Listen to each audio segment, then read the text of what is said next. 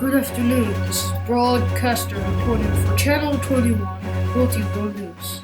Today, we are pleased to bring you a special report highlighting first-hand experiences from World War II.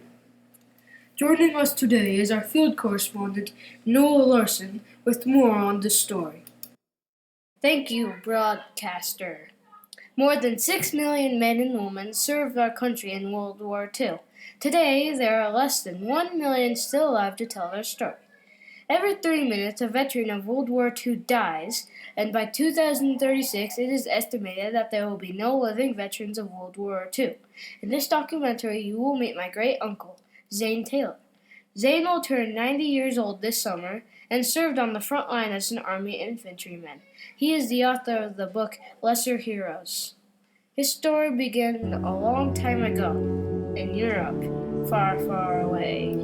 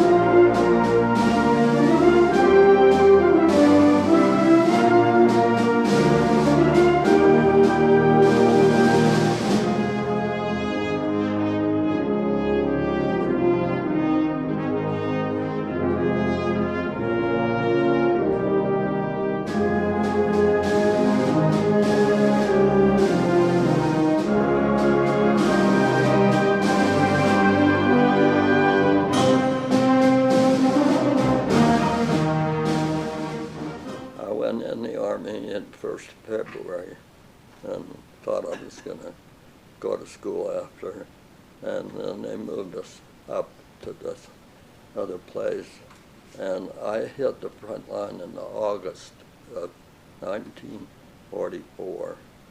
The war had already crossed the channel past Paris. You're familiar with a little geography? Mm-hmm. Here's France. And here's where the D-Day beach is right here. And we had the Utah, Omaha, were American armies. The British had 2 armies here. The Canadian had that 1 army. So there were 5 armies right there, and they just moved in like that. I landed right here, came over here, and came in on Omaha Beach, right there. This was from June the 6th to August probably the 20th. So they had moved to Paris, past Paris. Paris is right in here. Right there. Right there, Paris. And we pushed from here into, here's where I crossed into Germany, right here, right in here, right up from that. And the Battle of the Bulge was right through there. They attacked right through there, right through there. They pulled me out of Germany up to the Battle of the Bulge.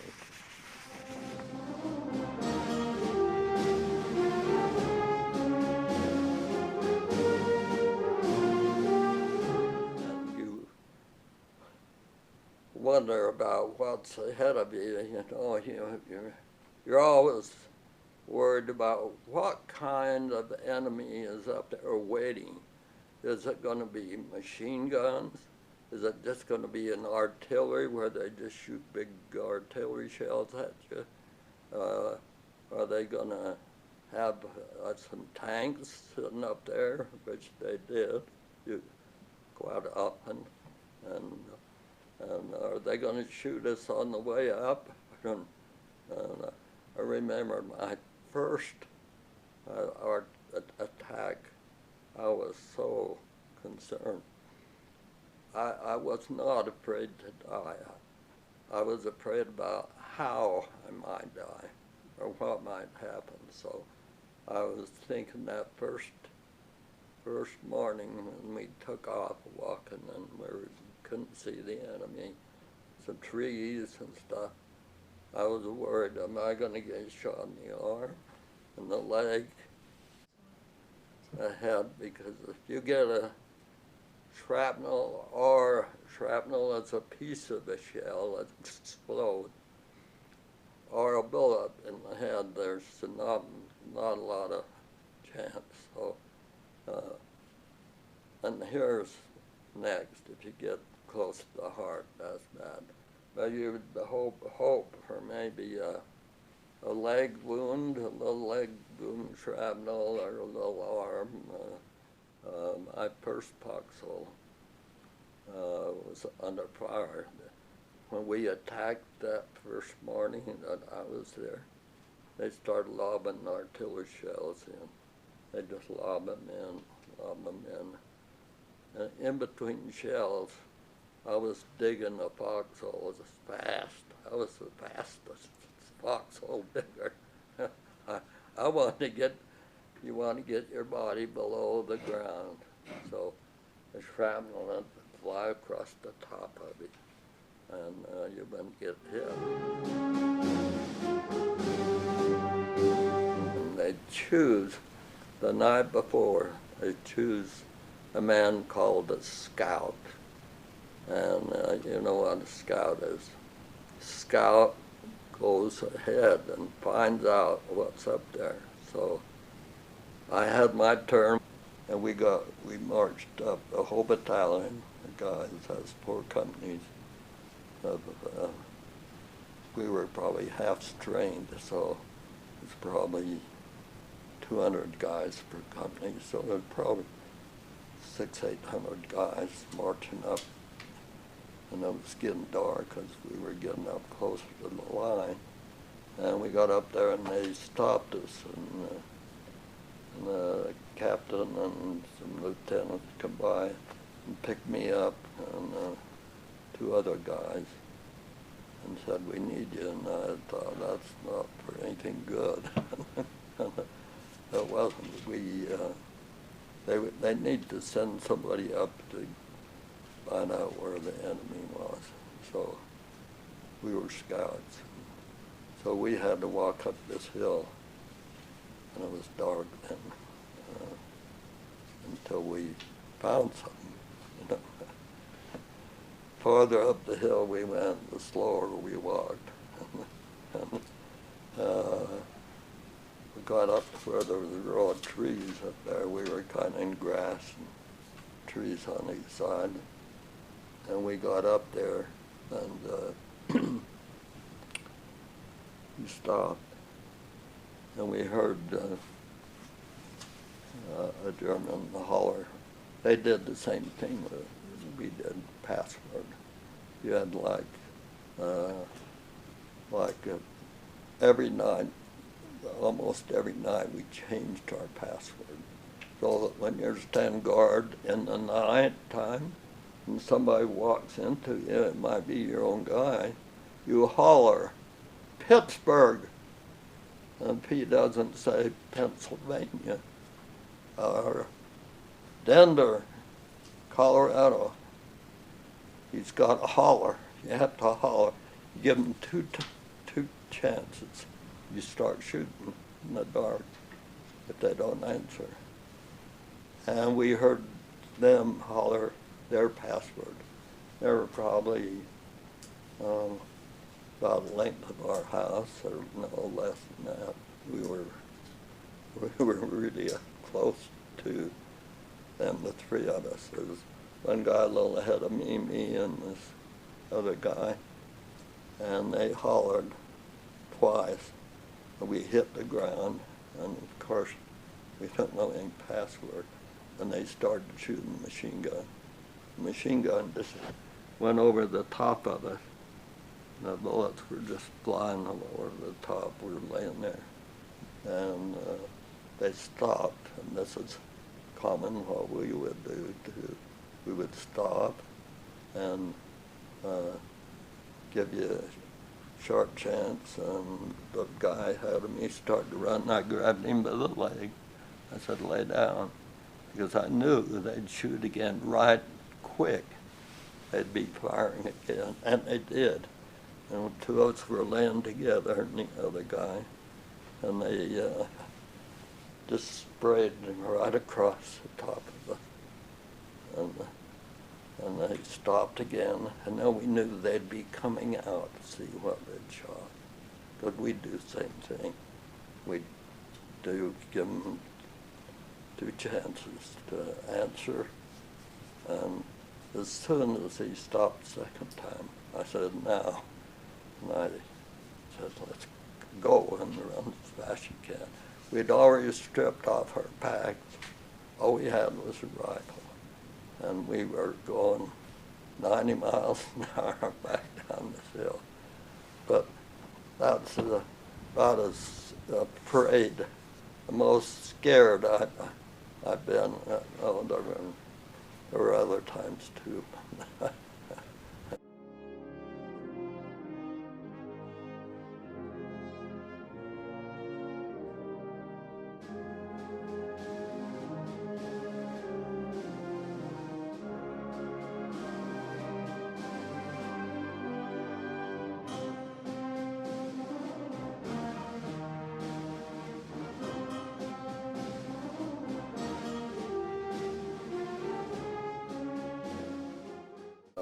I wore 2 pair of long johns, 2 pair of wool pants, let's see, a sweater, a wool sweater, a field jacket, and then that overcoat. And that was pretty good and then those gloves weren't good. Yeah, I'd put on 3 pairs of socks. They weren't really good socks anyway. That's why I could get 3 pair on. And we wore high top shoes that were up to here. And then we wore rubber boots, just like the rubber boots you see now. They were up to here in the snow. And that did help keep her warm. They gave us these with a gas mask in it. And before we ever went up on the front line, we opened the gas mask bag, took the gas mask and threw it in that forest. Because you could pack a bunch of these in here and a book of Mormon, and so this was really part of it.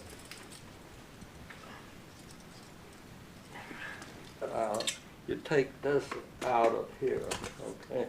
That's your bathtub. So every 2 or 3 days you'd heat some water and you take this out. That's your bathtub. How many baths did I have in 4 months? How often would you bathe in every 4 months?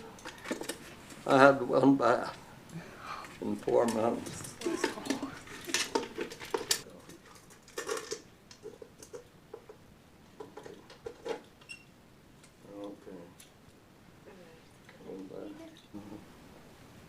Okay, this is 9.6 pounds. So you gotta hold that, and then you gotta hold that so you can see that. And but this can do a lot of damage, and it breaks up into these pieces. It busts, it breaks up into those little pieces. And that little piece is what can kill you. In the back is, in the spring, or summer, I mean, the fall, 1 blanket with a sheet of canvas. that made a half a tent. We never made a tent once. We just put the canvas on the ground and then used the blanket. In the winter, I carried 2 blankets. I couldn't carry more.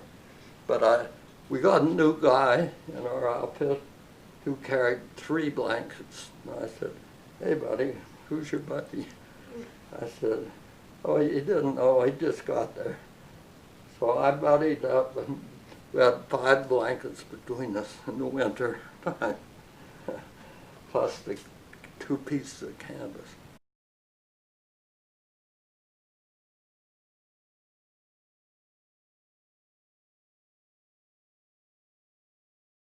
In the nighttime, we'd have to get supplies. So part of the daily, almost daily, was to choose about 5 or 6 guys to walk back to where the trucks can come.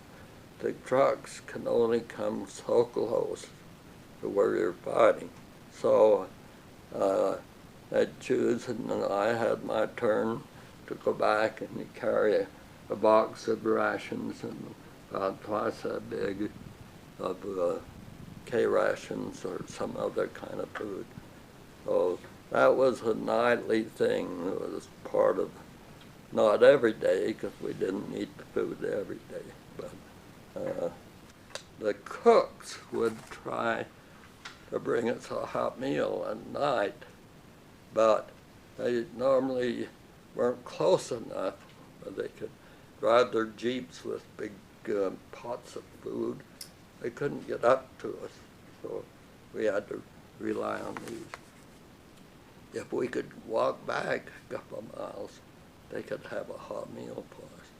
But that didn't happen hardly ever, because, unless we were off the line, not on the line. That's about the size of a pound of butter.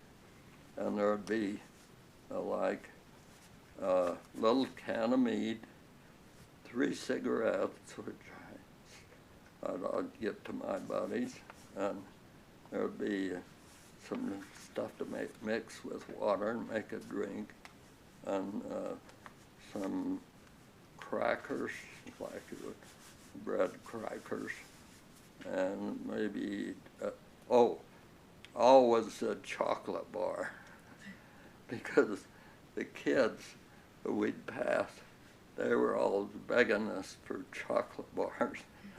And so I'd trade cigarettes for chocolate bars, and so I had always enough to give maybe one kid and then eat the chocolate bars. But this was the normal ration. Sometimes we'd get a few cans of food, but we couldn't do that. You can't carry cans of food. They're too heavy and big. But you can carry about 3 or 4 of these, and that's enough for two days. So you got enough food in the morning, and they usually get you up in the dark when it's still dark, so you can move up, and then you eat, and there was lots of time to talk to the friends. Usually you dug your own hole, or 2 of you dug a hole. So daily then would be to attack, and you get pinned down. Pretty soon you run into something. They shoot at you, and then you're pinned down, and you have to figure out, your officers figure out, how you're going to get those guys over there. And then you lay around for part of the day, or you move up, crawl up, get closer. And it's, they were long days waiting to see what was going on.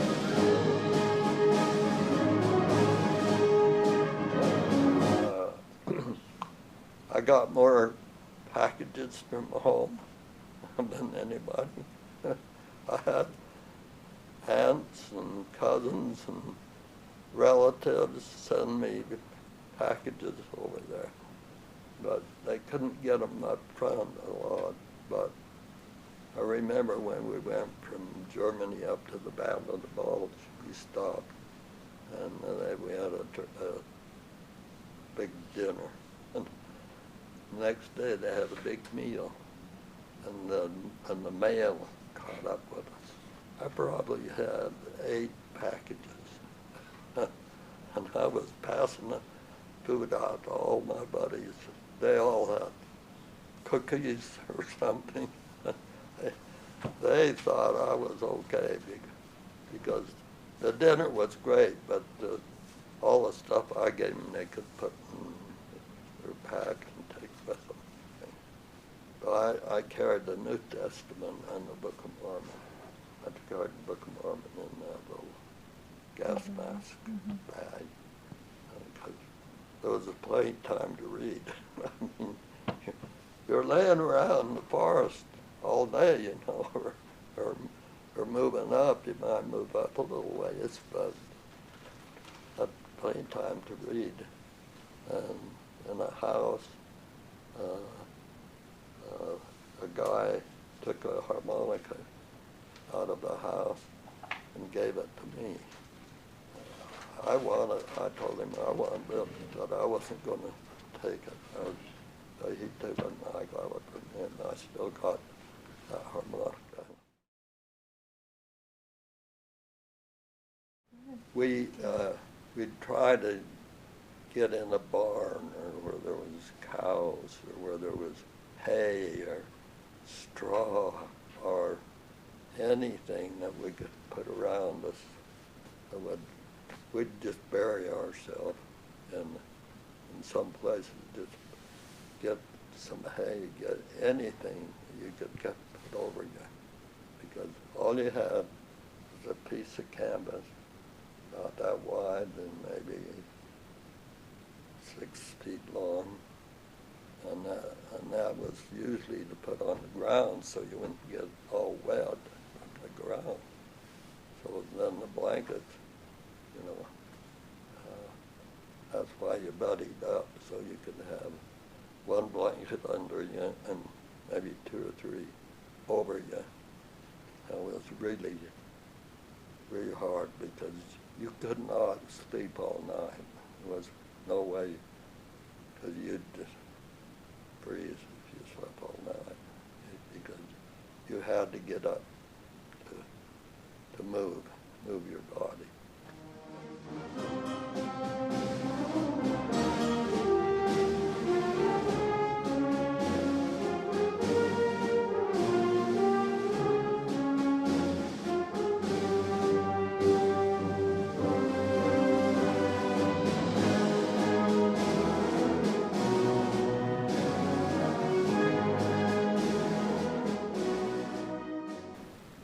The Battle of the Bulge was so bad and so cold that I don't even know what I was doing sometimes.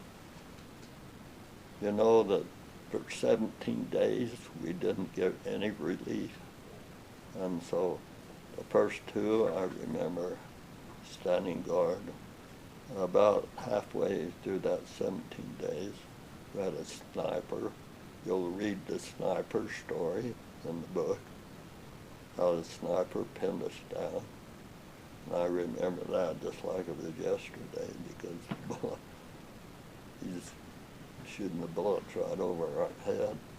And I have no idea how many guys got hit, because we had to send guys around like this to get behind him and get him, and they did.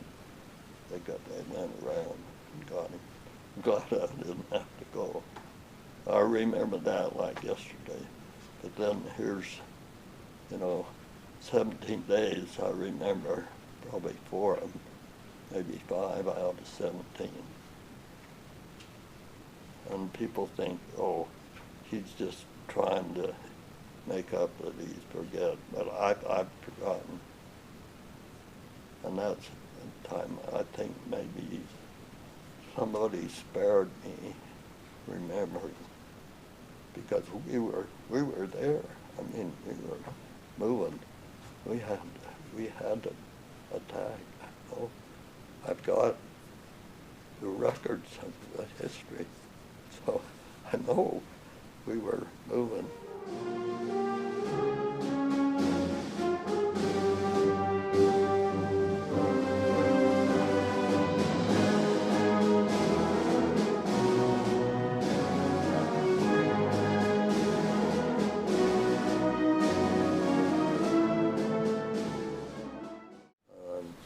I got a part of both feet frozen, and that's what took me out. I came off the front line on January the 13th in the Battle of the Bulge.